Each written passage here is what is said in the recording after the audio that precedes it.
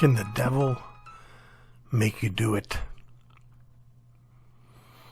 I'm not sure what the overlap is of those who are young enough to know how to listen to podcasts and yet old enough to remember the comedian Flip Wilson.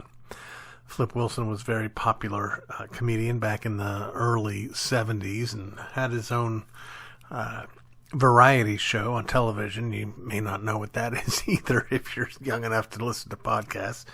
But he had a routine that he would do over and over again whenever he would find himself in trouble, that he had done something wrong and he was kind of exposed for that. He would always say, "The devil made me do it."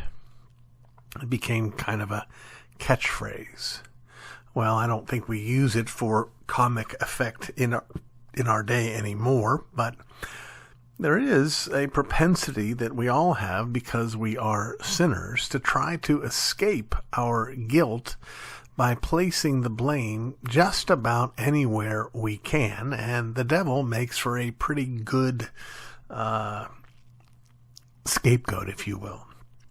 Nobody much cares for the devil. We know that the devil, in some sense, wants us to do badly.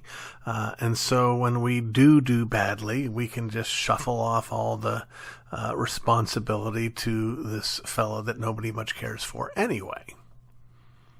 Except, of course, it doesn't work. Because the short answer to the question, can the devil make me do it, is no. No, the devil can't make you do it. When we do wrong, it is we who do the wrong. Now, there may be any number of, any number of pushes in the direction of doing badly. If you may have a genetic predisposition for sin X. You may have a weakness in a particular kind of circumstance that you don't create, where you are prone to fall into sin X. You may be triggered by something that drives you to, etc. But at the end of the day, we maintain our responsibility. We yet remain the one, if we are outside of Christ, who will answer for what we do. Because we do what we do. Are you ready for this? Because we want to. To say, well, I can't help it that I did X because I'm an Xer. I can't help it that I stole because I'm a kleptomaniac. I can't help it that I drank too much because I'm an alcoholic. I can't help it that I did this or did that because I have a propensity. No, that's exactly the point.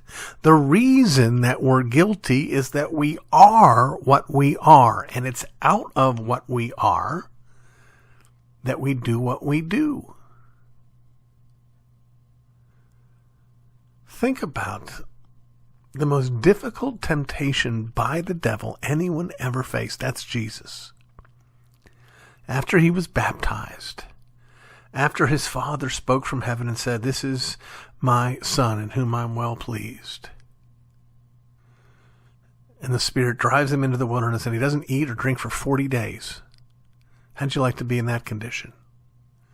And along comes the devil and says, "If you are the Son of God, turn this stone into bread." Here's Jesus. He has every power to turn this stone into bread. It's not a sin to be hungry. That level of the kind of temptation isn't sinful.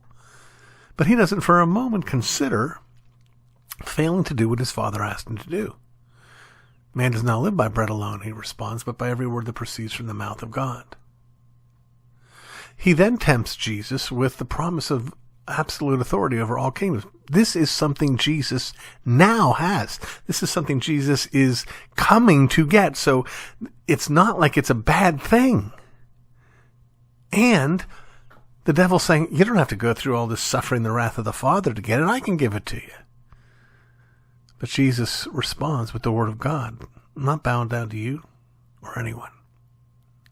Oh, well, let me give you the word of God. The word of God says that the angels won't let your foot hurt or your toe gets stubbed. So let's throw yourself off the temple here. And Jesus again says, no, we don't tempt God. Friends, when we say the devil made me do it, we are not only failing to recognize that we did it, but we're doing it again.